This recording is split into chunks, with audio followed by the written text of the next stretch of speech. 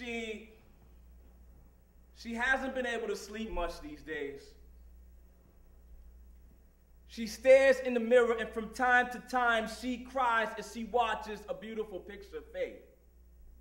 What's worse is she feels like this is the bed that she's made, so she lays awake like so many like her, trying to find perfection in lives designed to be admired, tired of the facade but not willing to leave. But when the mind is left wanting and the body's not willing, what does that mean?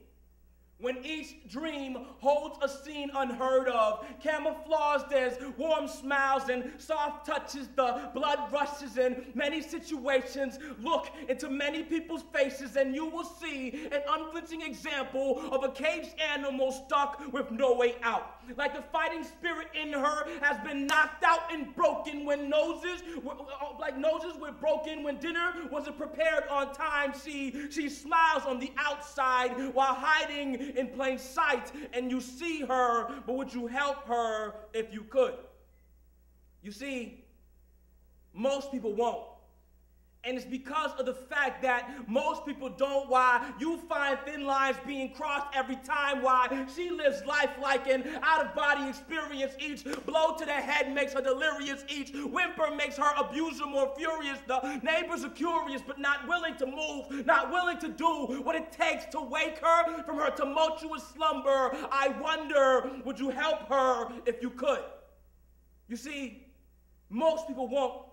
And it's because of the fact that most people don't. Why women get doused in gasoline and set ablaze. It's amazing the way we turn our heads when fists fly, but are quick to gasp at the outcome like this was a scene out of a Lifetime movie. She has endured this cycle of abuse for years, to the point that tears have come and gone, and we go on like nothing's wrong, but something's wrong when relationships disintegrate into circumstances and situations beyond our control. Her story echoes off of every wall her head would bounce off of, every floor that absorbed the impact, every bone crack, every black eye. She fears death, but lives life like she's ready to die, prepared to be the victim of the next murder-suicide. I wonder why some women stay, why some men do too. Ask yourself, would this story change if this was you? Because one thing that rings true, and even more scary, is that abuse is passed down even though it's not hereditary. Because children, they grow up to imitate hate. And beneath the shiny surface, they wake to monsters in the closet that scream like mothers, like fathers, like brothers, like sisters. I miss her. Though I will never hear her voice again, she will always be my friend. And don't think this is something that's isolated to male dominance. She died by the hands of her girlfriend. It went from verbal to physical in 4 months flat.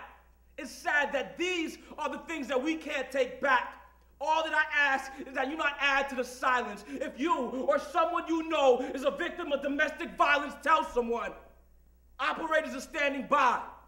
The choice you make tonight determines whether or not someone lives or dies. Yeah.